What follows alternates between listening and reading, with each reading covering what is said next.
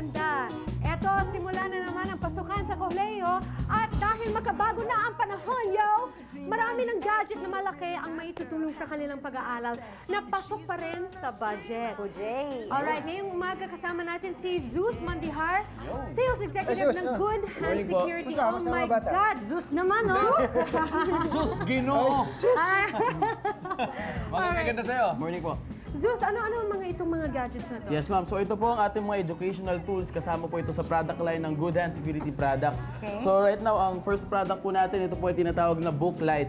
So magagamit po natin itong Booklight. For example, yes. For example, ang isang estudyante, kailangan niya mag-reduce sa gabi, pero kailangan na nakapatay ang ilaw. So, para hindi niya nabuksan yung buong ilaw sa kwarto, or halimbawa sa dorm, merong lights off na nire-require, makakapag-review pa rin siya. Ayun, makakatipid siya. Yes, sir. Yes, sir.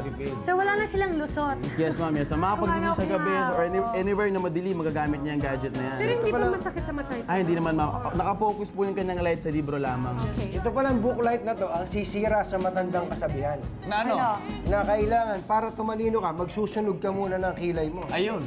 Talaga? Nung araw kasi, alam mo to ha, nung araw kasi, kaya tinawag na magsusunog ng kilay. Gasera yun eh, nakagasera o kaya kandila. Nagbabasa ka ng libro dahil brown out. Ano yung ginawa mo sa kilay mo? Oh, di ba? Ito. Ano naman yung LED message board? Alright, so ito naman po ang tinatawag natin na LED message board, no? Sa bahay, syempre ang mga estudyante, meron silang mga activity or mga...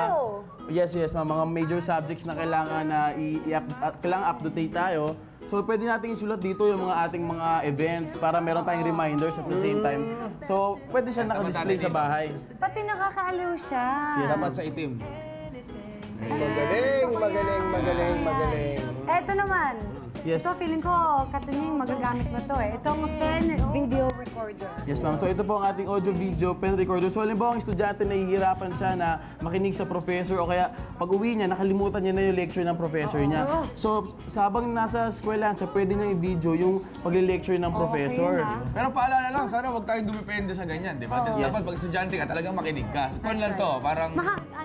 Pantulong lang. Yeah, tulong lang. Dahil minsan yung lecture ng mga ibang prof, ang haba, tapos yung mga ibang detalye, hindi mo na naisusulat. So mga ito, gano'ng kalinaw yan? Yes po, meron po tayo dito sample video. Sir Zeus, ilang oras ba ang... 1 hour, ma'am. Meron po siyang 1 hour recording time. Ang haba na rin Pwede kang gumawa ng pelikula dyan, ito Nying. Huwag yung gagayahin yung ginagawa ni Jeff nung araw, nilalagay sa ilalim ng kaklase niyang babae. Oy! Ayan, no? Masama yun. Bad! Malinaw, ha? Bad. Papunta ka niyan. Ang linaw. Isang oras. Ano mo, parang natutulog ka nandito. Parang iPhone lang ah. Ayun. Sir, ano naman yung pen laser? Yes, sir. Laser pen. Laser pen. Sorry. Ito po yung tinatawag natin na laser pen. So actually, meron din siyang access para sa PowerPoint presentation natin, no? So for example, meron kayong presentation sa eskwelahan. Okay. So using this, habang nakaprojector yung inyong PowerPoint presentation, pwede nyo ituro using this laser. Okay. And meron din siyang access na remote para i-change yung slides. Okay yan So hindi nyo na kailangan pindutin pa yung inyong laptop. So kahit long range, long distance, pwede nyo kayong mag-change ng slides. Laser pen na controller Parang magic. para sa PowerPoint. Ano naman yung light Teka. head magnifying glass? Ano Hindi lang? ko mahanap, saan mo yun dyan? Teka lang, Jeff, gusto ko lang paalala lang sa mga gumagamit ng laser, huwag niyo pong itutok sa mga mata. ng Bakit mga- naman? Bakit naman? Bigyan niyo. Bad siya! O bakit na yung kaibigan ko malabo mata, ni-laser yung mata niya, luminaw. Tapos magiging bad, hindi ko Hindi yan naman yan itong maintindihan. klaseng laser. Okay. Zeus, ito ba yung tinatawag na ano to? Yes, so yan po ang tinatawag natin na lens magnifying. So nagagamit po siya ng mga electrical students, mga engineer, mga dentistry students. So kasi po yung imbis na hawakan lang po nila yung magnifying, pwedeng ilagay nilang sa ulo para magawa nila yung iba nilang activity. So meron din siyang light na para sa ilaw naman ang kanyang mga ginagawa. Parang ang lapit mo sa akin, no? Saka ano, Parang lumaki yung ilong mo. Na-magnify yung ilong mo. Ito Ayun. naman, ano itong lens na to? Pang, Actually, hindi po siya lens, Ma'am Donita. Halimbawa, ang estudyante nainita siya sa loob ng classroom, no? picturean mo. No, ito po ay isang fan lamang. Ay, pwede pa lang Yes, ma'am. Tingnan Ano natin. bang ma-feel yung... Tingnan natin. Yun, no? Oh, ito malakas to. Wow!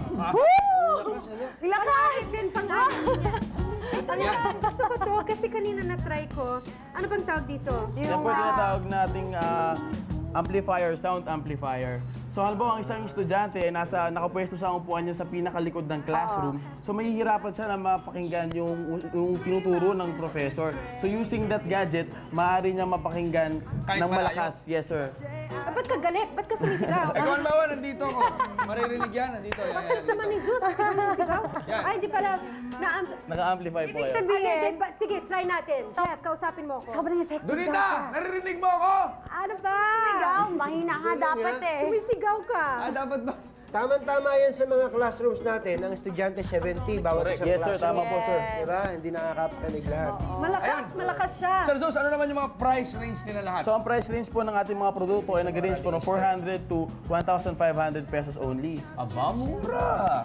Kaya naman. Wala naman tawa dyan. Alright, maraming salamat sa iyo, Zeus. Ay, malakas ang boses ka. Kaya yung mga estudyante, pwede pag-ipunan yan, ha? Yes! Okay, at sa mga gadgets na ito, syempre kahit medyo may konting kamahalan, kailangan mag-ipon muna. Eh, syempre sulit kung marami kang mga Makakatulong trabaho, naman. di ba? Alright. At maraming salamat sa iyo, Sige po, Zeus. maraming salamat po. sa pagdala ng mga gadgets dito.